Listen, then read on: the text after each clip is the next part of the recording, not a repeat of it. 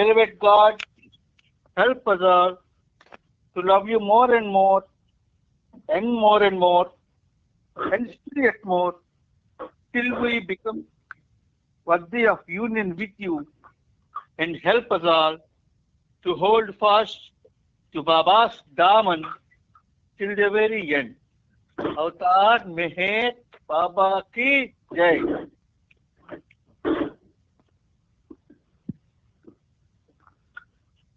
Conference prayer చేయండి ఎవరైనా.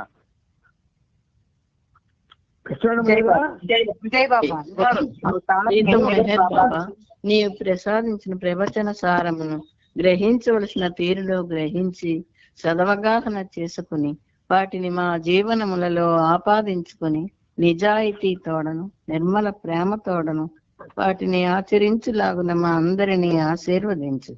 అట్టి ఆచరణయుత జీవన శైలిలో జీవించున్నట్లు మా అందరినీ అనుగ్రహించు. అవతార్ మెహర్ బాబా కీ జై. అవతార్ మెహర్ బాబా కీ జై. బాబాకి జై. అందరికి ప్రేమ పూర్వక జై బాబాలు. ఈ రోజు మెహర్ ప్రభు ఆయనతో సహజీవనాన్ని సాగించే సదవకాశాన్ని సద్భాగ్యాన్ని మనందరికీ కలుగజేశారు.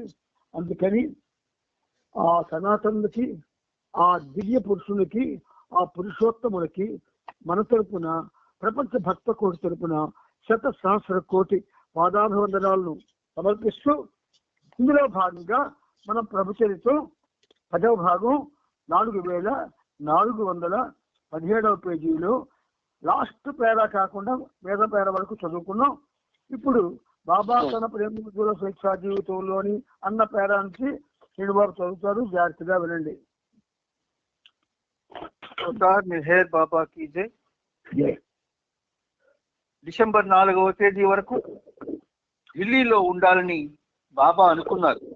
కానీ డిసెంబర్ 3వ తేదీన ఢిల్లీ విశ్వవిద్యాలయంలో దర్శన కార్యక్రమం ముగిసిన తర్వాత ఆయన తన మనసు మార్చుకొని ఆ రోజు రాత్రి 10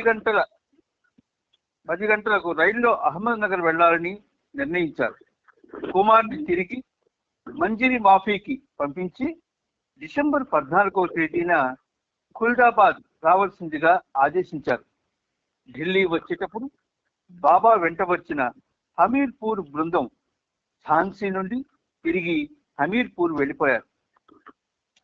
బాబా తన ప్రేమోజ్వల స్వేచ్ఛా జీవితంలోని ఈ ప్రయాణాన్ని ముగించి 1952 డిసెంబర్ 5వ తేదీకి మెహరాజాద్ చేరుకున్నారు.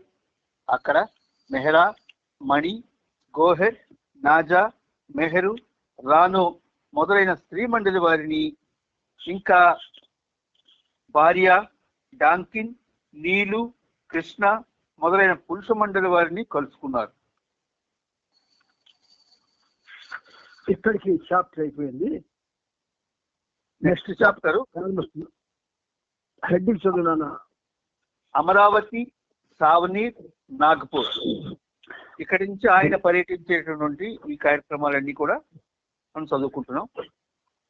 మెహర్ బాబా ఆ తరువాతి 6 రోజులు మెహరాజాద్లోనే ఉండి తన భవిష్యత్ కార్యక్రమాలకు సంబంధించి వస్తున్న ఉత్తరాలను చూడడంలో నిమగ్నమయ్యారు.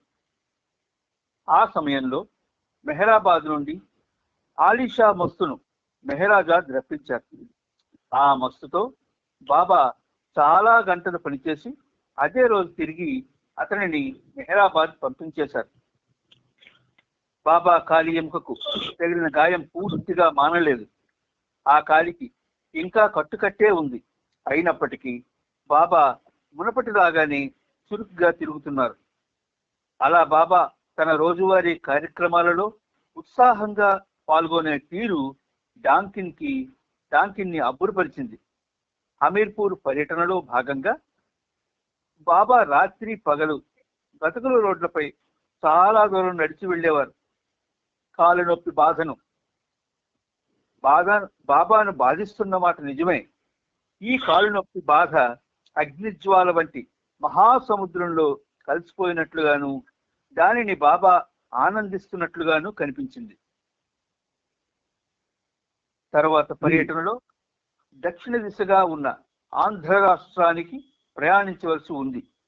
1952 డిసెంబర్ 7వ తేదీ ఆదివారం ఉదయం బాబా తన సహచరులతో ఇలా అన్నారు: ఆంధ్ర రాష్ట్రంలోని ప్రజలు మరియు ఈ ప్రయాణంలో నాతో వచ్చే వారంతా నా దైవీ లీలను కనులారా తిలకించి ఆస్వాదించే అదృష్టాన్ని పొందబోతున్నారు. హమీర్పూర్లోని జనసందోహంపై నేను తరచూ కురిపిస్తున్న ప్రేమ జల్లుల కన్నా 20 రెట్లు అధిక ఉధృతంతో ఆంధ్రాలో ప్రేమ వర్షం కురిపించబోతున్నాను. చూశారా, హమీర్పూరు అది అతని హృదయం అన్నారు, ఆంధ్ర అతని మైండ్ అన్నారు. కానీ ఆంధ్ర రాష్ట్రం ప్రజలు వాళ్ళని కలుసుకున్నప్పుడు నా దైవీ లీలను కనులారా తిలకించి ఆస్వాదించే అదృష్టాన్ని పొందబోతున్నారని అప్పటి వాళ్ళని వాళ్ళని పరిచయం చేశారు. అయితే ఏమన్నారు? హమీర్పూర్ సందోహంపై నేను తరచూ కురిపిస్తున్న ప్రేమ జల్లుల కన్నా 20 రెట్లు అధిక ఉధృతంతో ఆంధ్రాలో ప్రేమ వర్షం కురిపించబోతున్నాను. ఆయనన్న వాగ్దానం ఆయన చేశాడు. 20 రెట్లు హమీర్పూర్ లో వాళ్ళ కన్నా కూడా 20 రెట్లు ఆంధ్రలో ఆయన యొక్క ప్రేమ వర్షం కురిపించాడు ఆయన. కానీ వీళ్ళు ఒక విధంగా చెప్పాలంటే దాన్ని ఒక విధంగా దాచుకోలేకపోయారు, శాశ్వతం చేసుకోలేకపోయారు. ఇది మాత్రం నిజం. ఇప్పటికీ అదే జరుగుతుంది. బాబా అలాగే ఆంధ్రప్రదేశ్ మీద అలాగే ప్రేమ వర్షం కురిపిస్తున్నారు. కానీ ఇప్పటికేంటంటే అందరూ కూడా ప్రేమ బాగా క్షీణించి బాహ్యమైనటువంటి ఆలోచనలు, బాహ్యమైనటువంటి కోరికలు, బాబా గురించి బాహ్యంగా మాత్రమే ఎక్కువగా పనిచేయడానికి అలవాటు పడిపోయారు తప్ప ఇప్పటికే ఆ ప్రేమ వర్షం మళ్ళీ కురిపించుకోవాలనేటటువంటి పరిస్థితిలో ఆందోళన లేరు అని నేను బాబా అనిపిస్తున్నాడంటే ఒకసారి ఆలోచించుకోండి. మనం ఆయన కోసం ఏం తప్పిస్తున్నాం? హమీర్పూర్ వాళ్ళగా ఏం త్యాగాలు చేస్తున్నాం? హమీర్పూర్ వాళ్ళగా ఆయన కోసం ఏం కష్టపడుతున్నాం? మనం ఏమీ లేదు. హాయిగా వేళకి తింటున్నాం, వేళకి పడుకుంటున్నాం, చక్కగా ఏసీల్లో పడుకుంటున్నాము, హ్యాపీగా ఉంటున్నాం. ఈ హ్యాపీనెస్ లో మనకి హ్యాపీ అంటే సంతోషాన్ని ఆనందాన్ని ఇచ్చేవే దగ్గరవుతున్నా కానీ బాధ పెట్టేవేవి దగ్గరికి రావడం లేదు. సఫర్ మోస్ట్ అన్న బాబా మాటకి అనుకూలంగా మనకి సఫరింగ్ లేదు. అంటే మన మీద పుణ్యాత్మలు మహా గొప్పవాళ్ళు అనుకోకండి, దురదృష్టవంతులది. Suffer most to win bliss అన్న మెహర్ బాబా మనకు సఫరింగ్ ఇవ్వడం లేదు. సఫరింగ్ అంటే ఏమిటి? భరించరా అన్నటువంటి కష్టం, భరించలేనటువంటి శారీరక బాధ, భరించలేనటువంటి తదితర బాధలు, ఇలాంటి మనకి ఎటు వచ్చే ఏం లేవు. అందువల్ల ఆంధ్ర మీద మెహర్ బాబాకి ఇప్పటికి కూడా ప్రేమ వర్షం కురిపిస్తూనే ఉన్నారు. కానీ ఆ వర్షంలో ఒక్క చుక్క కూడా మన మీద పడట్లేదు. ఇది సత్యం, నమ్మండి నా మాట. నాన్న ముందుకెళ్ళు. డిసెంబర్ 12వ తేదీన ఆది సీనియర్ కారు నడుపుతుండగా బాబా మెహరాజాద్ నుండి ఖుల్దాబాద్ కు బయలుదేరారు. ఏరిచ్, ఢాకే, ఛగన్, వామన్ పడోలే కూడా బాబా వెంట బయలుదేరారు. ఔరంగాబాద్కి 20 మైళ్ళ దూరంలో ఖుల్దాబాద్ ఉంది. వారికంటే కొంచెం ముందుగా అలోబా, బైజుల్, గాడేకర్, గుస్తాజీ, జాల్, పెండు, రంజు, సదాశివ్, విష్ణు బయలుదేరారు. బాబా తమతో పాటు ఒక చిన్న పాత్రలో నీరు తీసుకొని రమ్మన్నారు. కానీ ఏరిచ్ పెద్ద పాత్రలో పట్టుకు వచ్చాడు. ఏరిచ్ చేసిన పనికి బాబా కారు నుండి దిగుతున్నప్పుడు చిరాకుగా, ఇది మొదటి అపశకునం. నేను ప్రత్యేకంగా చిన్న పాత్రలో తెమ్మని చెప్పినప్పుడు నువ్వు పెద్దది ఎందుకు తెచ్చావు అన్నారు. ఏరిచ్ మాట్లాడలేదు. బాబా కారులో కూర్చున్నాక అంతా బయలుదేరారు. కుమార్ కుల్దాబాద్ ఎప్పుడు వస్తాడు అని ఏరిచ్ని బాబా అడిగారు. ఏరిచ్ డిసెంబర్ 14వ తేదీన అనుకుంటాను అన్నాడు. కానీ అతడు 12వ తేదీనే అక్కడ ఉండాలి. ఈ పొరపాటు ఎలా జరిగింది అంటూ బాబా పదే పదే అడుగుతూ ఉన్నారు. ఇది సహించరాని రెండవ ఘటన అంటూ బాబా ఆది సీనియర్ని కారును వేగంగా నడపమని అదే పనిగా ఆదేశించసాగారు. కానీ రోడ్లు చాలా అధ్వాన్నంగా ఉన్నందున అతడు కారును వేగంగా నడపలేకపోయాడు. అహ్మద్నగర్ దాటి 40 మైళ్ళు ప్రయాణించి లోని అనే గ్రామం సమీపిస్తుండగా అక్కడ కొంతమంది మహిళలు కుడివైపు నుండి ఎడంవైపుకు రోడ్డు దాటుతున్నారు. ఆ గుంపులోని ఒక చిన్న బాలిక హఠాత్తుగా వెనుకకు అడ్డంగా పరిగెట్టింది. ఆది సీనియర్ ఆ పిల్లని ఢీకొనకుండా కారు బ్రేక్ వేసి నిలిపాడు. అదే సమయంలో మరో బాలిక అనుకోకుండా మొదటి బాలిక వెనుక పరిగెట్టింది. ఆ రెండవ బాలికను ఆది సీనియర్ గమనించలేదు. ఆ బాలికకు కారు ముందు భాగంలోని ఎడమ బంపర్ తగిలి ఆమె కుడివైపుకు పడిపోయి మట్టి నేలపై దొర్లిపోయింది. ఆది సీనియర్ వెంటనే కారు నిలిపివేశాడు. బాబాతో పాటు చల్లటి నీరు ముఖంపై చిలకరించగా ఆమెకు తెలివి వచ్చింది. బాబా ఆమెను హాస్పిటల్కు తీసుకెళ్లమని సూచించారు. ఢాకే వామన్ సహాయంతో ఆది సీనియర్ ఆ బాలికను దగ్గరలో ఉన్న చక్కెర ఫ్యాక్టరీకి చెందిన హాస్పిటల్కి తీసుకువెళ్ళాడు.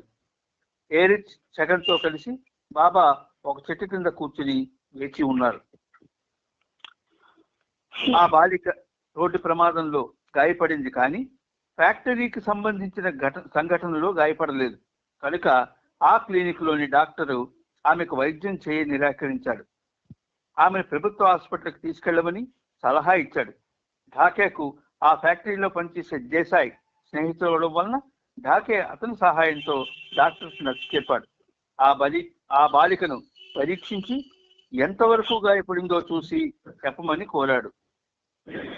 ఆ బాలికకు పెద్దగా దెబ్బలు తగలనందున తగిన వైద్యం జరిగే ఏర్పాట్లు చేసిన తరువాత ఆది సీనియర్ బాబా దగ్గరకు వచ్చేశాడు. అప్పుడు బాబా ఇలా అన్నారు: వరుసగా జరగనున్న 5 సంఘటనలలో ఇది 3వది. ఇంకా 2 జరగబోతున్నాయి. నిజానికి ఆ బాలిక చనిపోవలసిందే, కానీ నేను సంఘటన స్థలంలో ఉండడం ఆమె అదృష్టం. ఆ తర్వాత బాబా ఆది సీనియర్ని తీవ్రంగా మందలిస్తూ చీవాట్లు పెడుతూనే ఉన్నారు. నేను చెప్పినట్లుగా కారుని వేగంగా ఎందుకు నడపలేదు? అలా నడిపి ఉంటే ఆ మహిళలు రోడ్డు మీదకు రాకముందే మనం ఆ ప్రదేశాన్ని దాటి ఉండేవాళ్ళం. నేను చెప్పినట్లు చెయ్యండి అన్నారు. అలా ప్రయాణించి వారు అర్ధరాత్రి 1 గంటకు కుల్దాబాద్ చేరుకున్నారు. కుల్దాబాద్ సమీపంలో వారి కారుకు దారి చూపడానికే 2 మనుషులను రోడ్డు మీద ఉంచమని ముందుగానే పెండు విష్ణులను బాబా ఆదేశించారు. కానీ ఎవ్వరూ కనిపించలేదు. ఈ సంఘటన బాబాకు మళ్లీ చికాకు తెప్పించింది. చివరికి ఊరికి 2 మైళ్ళ దూరంలో వారు బస చేయవలసిన చోటుకి చేరుకున్నారు. అది ఒక మసీదుకు చెందిన విశ్రాంతి గృహం. అక్కడికి చేరుకోగానే బాబా, నా మూడు చెడగొట్టారు, ఇక నాకు ఇక్కడ ఉండాలనిపించడం లేదు, మనం వెనక్కి వెళ్ళిపోవాలి అన్నారు. నిజానికి బాబా ఆదేశం ప్రకారం బాబా వస్తున్న కారుకి దారి చూపించేందుకు అలోబాను గాడేకర్ను ముందుగానే పెండు అక్కడికి పంపించాడు. కానీ వారిద్దరూ పొరపాటున రోడ్డుకు మరోవైపు వేచి ఉన్నారు. పెండు ఈ విషయాన్ని బాబాకు వివరించాడు, కానీ బాబా కుదుటపడలేదు. సామాన్లను తిరిగి ట్రక్కులో ఎక్కించేయమని పెండుతో చెప్పారు. పేదవారికి పంచడానికి కొత్త వస్త్రాలలో కట్టిన జొన్న మూటలన్నీ తిరిగి ట్రక్కులోకి ఎక్కించారు. కానీ కొంతసేపటికి బాబా శాంతించి అందరినీ క్షమించి మళ్ళీ ట్రక్కులోని సామాన్లు కిందకి దింపేయమని చెప్పారు. బాబా ఆదేశానుసారం మళ్ళీ సామానంతా ట్రక్కులో నుండి దింపేశారు. డిసెంబర్ 13వ తేదీ ఉదయం 7 గంటల నుంచి 11 గంటల వరకు 4 గంటల పాటు బాబా కుల్దాబాద్ ఊరిలో నడుస్తూ 3 కుతుంబుల హజరత్ జర్జరీ జర్ బక్ష్, బర్హనుద్దీన్, సయ్యద్ జైనుద్దీన్ షిరాజీల దర్గాలలో కొంతసేపు కూర్చున్నారు. సయ్యద్ జైనుద్దీన్ దర్గా ప్రదేశంలోని ఔరంగజేబు చక్రవర్తి సమాధి కూడా ఉంది. అంతేగాక బాబా ఇద్దరు వలీల అనగా మహమ్మదీయ సాధువుల సమాధులను కూడా దర్శించారు. ఆ సందర్శనకు ముందు బాబా తన మండల వారిని ఇలా అడిగారు: నిజమైన భగవత్ ప్రేమికుడు ప్రత్యేకంగా కొన్ని ప్రదేశాలను ఎందుకు సందర్శించాలి? భగవంతుడు సర్వత్రా ఉన్నప్పుడు అతనికి అవసరమేముంది? ఈ ప్రశ్నలకు ఆయనే సమాధానం చెబుతూ, దీనికి కారణం కొంతమంది ప్రేమికులు భగవంతుని చేరడానికి కొన్ని ప్రత్యేక స్థలాలను ఎన్నుకోవడమే. భగవంతుని చేరడానికి అట్టి ప్రత్యేక ప్రదేశాలు వారికి ఎక్కువ అనుకూలంగా ఉంటాయి. అలా ఆయా ప్రదేశాలను సందర్శించి వచ్చాక బాబా ఈ మధ్యనే తన వద్దకు వచ్చిన శత్రుఘ్న కుమార్ని హెచ్చరిస్తూ, నీవు మంజరి మాఫీకి తిరిగి వెళ్ళిన తరువాత నేనిక్కడ చేసినట్లుగా దర్గాలు, హిందూ సాధువుల సమాధుల దర్శనానికి వెళ్ళవద్దు. నన్ను అనుకరించడానికి ప్రయత్నించవద్దు. కానీ నేనేం చెబితే అది మాత్రం ఎప్పుడూ చెయ్యి. ప్రస్తుతం నేను చేసే పనులకు మరియు చెప్పే విషయాలకు ఇక్కడ పవిత్రమూర్తులు సాక్షిగా ఉంటారని వారి పవిత్ర స్థలాలను నేను దర్శించాను అన్నారు.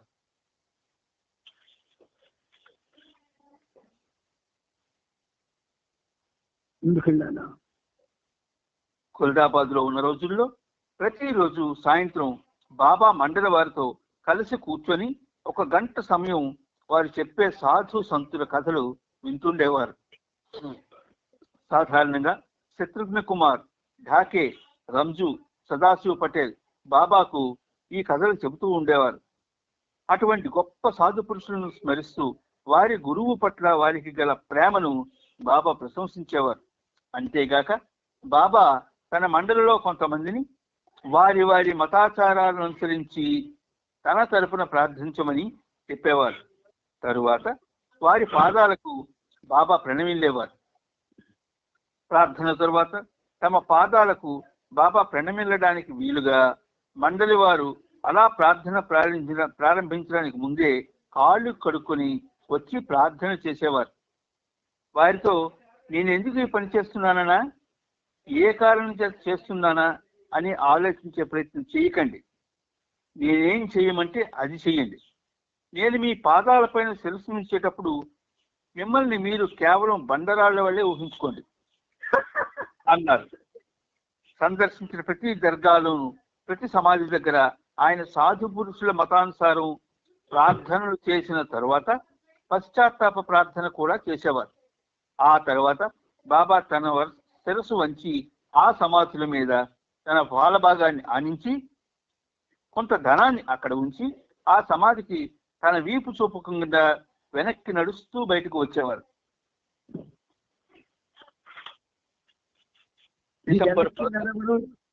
వెనక్కి నడుస్తూ బయటకు వచ్చేవారని చెప్పారు కదా. తన శిరస్సు వంచి బాబా ఆ సమాధుల మీద తన పాలభాగాన్ని ఆయించి కొంత ధనాన్ని అక్కడ ఉంచి ఆ సమాధికి తన వీపు చూపకుండా వెనక్కి నడుస్తూ బయటకు వచ్చేవారు అన్నారు కదా. ఇందులో రహస్యం ఏమిటంటే ఆయన అవతార పురుషుడు కదా. ఆయన యొక్క ఆ స్థితి ఏదైతే ఉందో దానివల్ల ఆ సమాధుల్లో ఎవరైతే ఒక విధంగా సమాధి చేయబడ్డారో వాళ్ళకి ఉత్తమ గతులు వస్తాయి అని ఆయన చూపు కనిపెడితే. సమాధుల్లో ఉన్న వాళ్ళకి ఉత్తమ గతులు రాకుండా కూడా ఉంటారు. ఆ సోర్స్ బయట ఉంటాయి. అటువంటి సోర్స్ కి ఈయన చూసుకోగానే వెనక్కి తిరిగి వెళ్ళడం వల్ల ఏమిటంటే చూపు పడదు కనుక వాళ్ళకి ఉత్తమ పరిస్థితులు అందవు. అదేనమాట అందులో రహస్యం. అర్థమైందన్నా? అర్థమైందా? సమాధి అయిపోవడం పెద్ద సమస్య కాదు నాన్న. అవును. ఆ సమాధి అయిన వాళ్ళు గొప్పవాళ్ళు కాక వాళ్ళలో కొంతమందికి భగవంతుడితో ఏకత్వం పొందని పరిస్థితి ఉండొచ్చు. అవును. అటువంటి వాళ్ళ మీద ఈ చూపు గారు పడితే ఖచ్చితంగా అది నెరవేరుతుంది. అందుకని బాబా అలా చేసేవారు అనమాట. ఇది రహస్యం. సరే, జై బాబు ముందుకెళ్ళి. డిసెంబర్ 16వ తేదీ ఉదయం షారాజు కైకల్ హుస్సేని దర్గాలో 40 మంది మహమ్మదీయులు హాజరయ్యారు.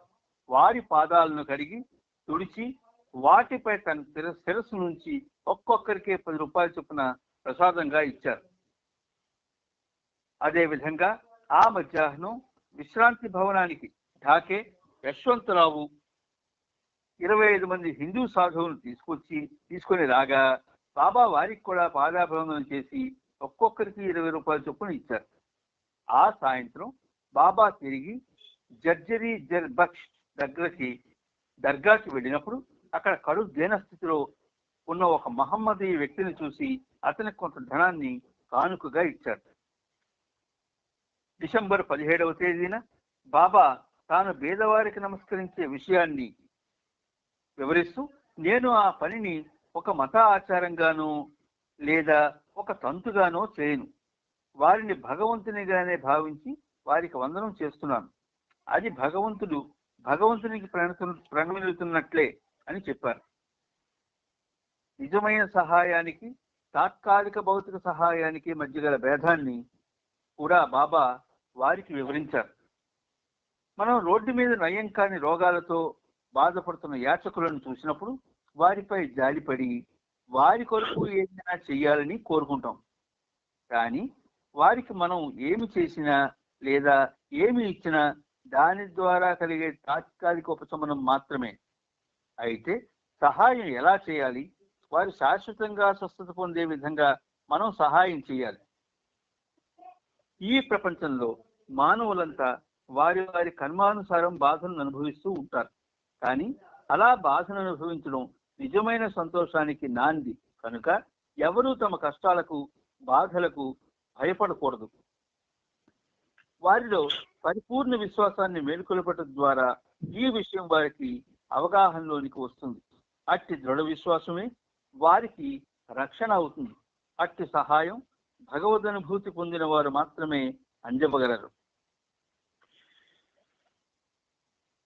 ఇలా చెప్పడంలో అర్థం మీరు పేదవారిపై జాలి పడకూడదని కాదు.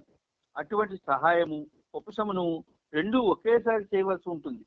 వారికి ఏదైనా సహాయం చేయాలనుకుంటే అది ఎప్పుడూ స్వార్థం లేకుండా ఉండాలి. అటువంటి నిస్వార్థ సేవనందించే స్వచ్ఛంద సేవకుల అవసరం మానవాళికి ఎంతైనా ఉంది. తర్వాత 2 రోజుల పాటు బాబా తన మండల వారితో కలిసి ఔరంగాబాద్లోని ఢాక్ బంగ్లాలో బస చేశారు. అక్కడ కొంతమంది మస్తులతో సాంగత్యం చేయడమే కాకుండా ఔరంగాబాద్, దౌలతాబాద్ పరిసరాల్లోని సమాధులను, దర్గాలను దర్శించారు. బాబా అక్కడ బస చేసినట్లు తెలిసి బాబాను దర్శించడానికే చాలా మంది ప్రజలు డిసెంబర్ 18వ తేదీ సాయంత్రం ఢాక్ బంగ్లాకు వచ్చారు. అలా వచ్చిన వారిలో కొంతమంది ప్రభుత్వాధికారులు కూడా ఉన్నారు. బాబా ఔరంగాబాద్ వచ్చినప్పుడల్లా బాబా బసకై ఏర్పాటు చేసే డాక్టర్ కేవి రనడే కూడా ఆ రోజు బాబా దర్శనానికి వచ్చాడు. అందరికీ బాబా దర్శనం ఇచ్చారు.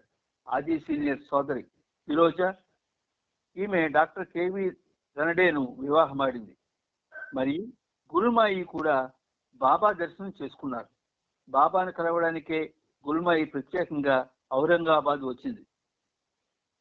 మెహర్ బాబా అక్కడున్నారన్న వార్త ఆ నగరం అంతా తెలుసుకోవడం వలన బాబా తన బృందంతో 1.5 రోజులు ముందుగానే అక్కడ నుండి బయలుదేరవలసి వచ్చింది. డిసెంబర్ 19 తెల్లవారుజామున బాబా అమరావతికి రైల్లో బయలుదేరారు. దారిలో మన్మాడ్లో ఒకరోజు గడపాలనుకున్నారు. బాబా బయలుదేరిన ఔరంగాబాద్ స్టేషన్ చాలా మంది జనంతో కిటకిటలాడుతూ ఉంది. అందువల్ల 3వ తరగతిలో ప్రయాణం చేయడానికి బదులు 2వ తరగతిలో ఎక్కవలసిందిగా బాబాను అంతా ఒప్పించారు. బాబా రైలు బోగిలోకి ఎక్కుతూ అక్కడ అంతకుముందే ఎక్కి కూర్చుని ఉన్న ఒక వ్యక్తిని చూశారు. నేను మన్మాడు వెళ్లే 3వ తరగతిలో 100 మంది నా గుండెలపై కూర్చున్నప్పటికీ అక్కడ కూర్చుని ప్రయాణం చేయడమే మేలు. ఇక్కడ ప్రయాణికుల దృష్టి నాపై ఉండకుండా చెదిరి ఉంటుంది. సరే గాని వచ్చే స్టేషన్లో వేరే రైలు పెట్టిలో ఎక్కమని ఇతడిని అడగండి, అప్పుడే నేను హాయిగా ఉండగలను అని ఏడుస్తూ చెప్పారు.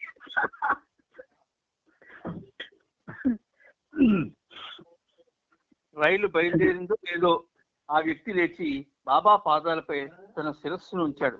చాలా సంవత్సరాలుగా ఆ వ్యక్తి బాబాను దర్శించే అవకాశం కొరకు ఎదురు చూస్తున్నాడు. బాబా అతన్ని ఆశీర్వదించారు.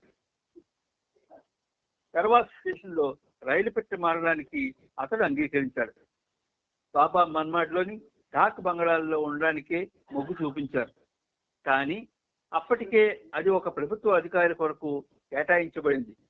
ఢాక్ బంగళా ముందు నుండి వెడుతుండగా బాబా దృష్టి అక్కడ ఎదురుగా కనిపించిన అందమైన ఒక విల్లా మీద పడింది. ఎంత బాగుంది ఈ భవనం! బహుశా మన్మాడ్లో ఇదే అన్నిటికన్నా గొప్ప భవనం కాబోలు అన్నారు. ఏరిచ్ రైల్వే స్టేషన్కి వెళ్ళి అక్కడున్న ఒక అధికారిని తమకు డాక్ బంగళాన్ని కేటాయించవలసిందిగా బ్రతిమాలాడు. కనీసం వారు ఆ రాత్రి బంగళా వరండాలో ఉంటామని అడిగినా అతడు అంగీకరించలేదు. వేరే ఏదైనా బంగళాలో మాకు వసతి దొరికే వీలుందా అని ఏరిచ్ అడిగాడు. వీలుంది, నా బంగళా వరండాలో మీరు ఈ రాత్రి గడపవచ్చు అన్నాడు ఆ వ్యక్తి పేరు చునీలాల్. ఏరిచ్ అతనికి ధన్యవాదాలు చెబుతూ ఈ విషయంలో తమ అన్నగారి అంగీకారం తీసుకోవాలని చెప్పి బాబా వద్దకు వచ్చి జరిగిన సంగతి తెలిపాడు. తాను ఆ బంగళాలో ఉన్నంతసేపు ఆ బంగళా యజమాని వేరే చోట ఉండటానికి ఒప్పుకున్నట్లయితే అక్కడికి వెళ్ళడానికి తనకు అభ్యంతరం లేదన్నాడు బాబా. ఏరిచ్ వెళ్ళి సునీలాల్కి ఈ సంగతి చెప్పాడు. ఆశ్చర్యకరంగా అతడు అందుకు కూడా అంగీకరించాడు. బాబాను ఆ బంగళాకు తీసుకువెళ్లారు. ఆశ్చర్యకరమైన విషయం ఏమిటంటే, ఇంతకు ముందు బాబా అటువైపుగా వెళుతున్నప్పుడు చూసి బాగుందని మెచ్చుకున్న బంగ్లాయే అది. ఆ ఉండే రెసిడెంట్ ఇంజనీర్ సునీలాల్ వెంటనే వచ్చి బాబా ఉండేందుకు అవసరమైన ఏర్పాట్లు చేసుకున్నాడు. బాబా అతన్ని చూసి, నేను ఇక్కడ ఉన్నప్పుడు నువ్వు ఉండనని మాట ఇచ్చావు కదా, మరి ఇప్పుడు ఎందుకు ఇక్కడికి వచ్చావు అని అడిగారు. తలుపులకున్న తాళాలు తీద్దామని వచ్చానన్నాడు. బాబా, తాళాలు తీయనక్కర్లేదు, మేము ఈ వరండానే వాడుకుంటాం. నేనెవరో నీకు తెలుసా? అందరూ నన్ను మెహర్ బాబాగా పిలుస్తారు. నేను ఇక్కడకు వచ్చి కొంత సమయం గడపడం నీవు చేసుకున్న అదృష్టం అన్నారు. సునీలాల్ బాబాకు మండలికి భోజనం ఏర్పాటు చేస్తానన్నాడు. కానీ బాబా దానికి కావాల్సిన ఏర్పాట్లు చేసేసుకున్నాం అన్నారు. చివరిగా అతని బాబాను కనీసం తన ఇంట్లోకి అడుగుపెట్టి తనతో ఆ మధ్యాహ్నం టీ తీసుకుని వెళ్ళమని అర్థించాడు. బాబా అందుకు అంగీకరించారు. వెంటనే ఆ వ్యక్తి టీ సమయానికి మరలా ఇంటికి వస్తానని చెప్పి ఆఫీస్కి వెళ్ళిపోయాడు. బాబా అవసరాలు గమనించి ఏర్పాటు చేయడానికి అతడు తన సేవకులను ఆదేశించాడు. ఆ వ్యక్తి బాబా పట్ల చూపిస్తున్న శ్రద్ధకు బాబా సంతోషిస్తూ, నాకు జాల్ కేరావాలా ఇంట్లో ఉన్నట్లు అనిపిస్తుంది అని వ్యాఖ్యానించారు. మధ్యాహ్నం 12:30 బాబా టీ కావాలని అడిగారు. కానీ టీ పొడిని ఒక అల్మరాలో పెట్టి తాళం వేయడం జరిగింది. ఆ అధికారి ఆఫీస్ నుండి 2:30 రాగా బాబా నవ్వుతూ అతనితో, మేము టీ తాగేశాం, మీ ఇంట్లోని చక్కెరను మేము తెచ్చుకున్న టీ ఆకును వాడుకొని టీ తయారు చేసుకుని తాగాం అన్నారు. సునీలాల్ ఆశ్చర్యంతో, బాబా, మీరంత తొందరగా టీ తీసుకుంటారని నేను అనుకోలేదు అన్నాడు. బాబా, నీ అలవాట్లను చూస్తుంటే నాకు అత్యంత ప్రియశిష్యుడు గుర్తుకు వస్తున్నాడు. అతను నీ వలనే ప్రభుత్వ ఉన్నతాధికారి. అతను జాల్ డి కేరావాలా IAS అన్నారు. ఆ వ్యక్తి తన భార్య ఢిల్లీ నుంచి తిరిగి వచ్చాక దర్శనానికి అనుమతించమని బాబాను వేడుకున్నాడు. తిరుగు ప్రయాణంలో తాను ఆ బంగళాలో ఆగడానికి బాబా అంగీకరించారు. సునీలాల్ ఆ సాయంత్రం వరకు బాబా దగ్గరే ఉన్నాడు. అతను వెళ్ళిపోయాక బాబా అతని గురించి చెబుతూ, వచ్చిన వారెవరో కొంచెం కూడా తెలియకుండానే వారికి తన ఇంట్లో ఆతిథ్యం ఇవ్వడం, పైగా అతడు ఇంటి యజమాని అయి ఉండి కూడా ఇంటి బయటే ఉండడానికి అంగీకరించడం బహు అరుదైన విషయం అన్నారు. ఆ రోజు సాయంత్రం మన్మాడ్ నుండి బయలుదేరి డిసెంబర్ 20వ తేదీ ఉదయానికి బద్నేరా చేరుకున్నారు. అప్పటికే అక్కడ ఉన్న పెండు, దేశ్ముఖ్, మెహర్జీ బాబాను కలిశారు. అక్కడ కాళీ కంబ్లీవాలా అనే మస్తును బాబా కలవాలనుకున్నారు. ఇంతకు ముందు కూడా బాబా ఆ మస్తుతో అనేక సార్లు తన కార్యక్రమాన్ని నిర్వహించారు. కానీ బాబా ప్రయాణిస్తున్న నల్లని కారుని అంత దూరం నుండే చూసి ఆ మస్తు తీవ్ర ఆగ్రహానికి గురయ్యాడు. ఆ తర్వాత తెలిసింది ఏమిటంటే అతను నలుపు రంగులో ఉన్న దేనిని కూడా ఇష్టపడడని. ఆ కోపంతో ఆ మస్తు మిమ్మల్ని అందరినీ మిషన్ గన్ తో కాల్చి భస్మం చేసి పారేస్తాను అంటూ విరుచుకుపడ్డాడు.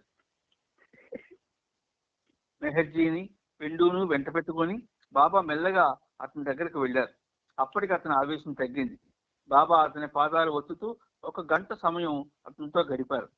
అతడు బాబాతో, నువ్వెందుకు ఈ ఎర్రని మేజోళ్లు, నల్లటి కోటు వేస్తున్నావు? షేర్వాణి, చిన్న మెడగల పొడవైన కోటు ధరించు.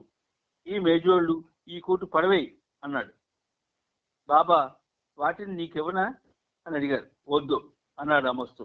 పోనీ బీదలకివ్వనా అని బాబా అడిగారు. అది వద్దని చెబుతూ, వాటిని నీతో మాత్రం ఉంచుకోకు, అవి నీకు కీడు చేయవచ్చు అంటూ కాళీ కాంబ్లీవాలా బాబాను హెచ్చరించాడు. ఆ మేజోళ్లు, కోటును మడిచి ఉంచి ప్రజాదర్శనం సమయం వరకు ఎక్కడైనా దాచిపెట్టమని మెహర్జీకి బాబా చెప్పారు. బాబా ఆ మస్తుకు కొంత ధనం ఇచ్చారు. ఆ కాళీ కంబలీవాలా గుండ్రంగా ఉండే 4 అణాల వెండి నాణ్యాలు కావాలని అడిగాడు. బాబా 16 నాణ్యాలను ఇచ్చారు. అతనికి డ్రై ఫ్రూట్స్ ఇవ్వగా అతడు కేవలం ఎండు ద్రాక్షను మాత్రమే కావాలని కోరికను వెలిబుచ్చాడు. ఆ మస్తుతో సాంగత్యం ముగించుకొని బాబా తన బృందంతో బయలుదేరి అదే రోజు అమరావతి చేరుకున్నారు. అక్కడ దేశ్ముఖ్ కుటుంబం అంతా సంతోషంగా వీరికి స్వాగతం పలికారు. వినూ ఖేర్, అతని భార్య ఆశా, నానా ఖేర్ యొక్క 2 మేనల్లుళ్ళు మరియు మరికొంతమంది స్థానిక ప్రముఖులు బాబాకు ఘన స్వాగతం ఇచ్చారు.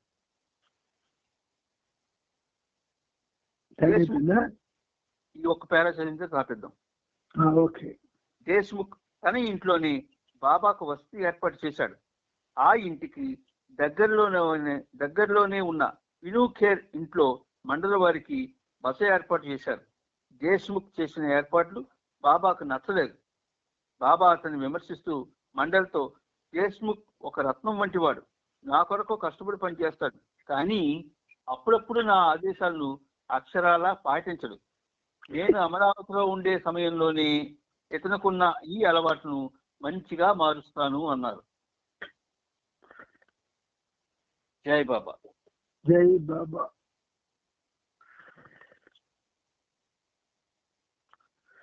జై బాబా. నాన్న సార్ మెహర్ బాబా की जय, सार मेहर बाबा की जय, सार मेहर बाबा की जय,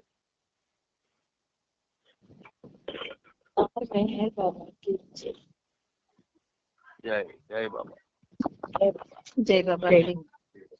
जय बाबा. जय बाबा. అందరికీ జై బాబా. అందరికీ జై బాబా. అందరికీ జై.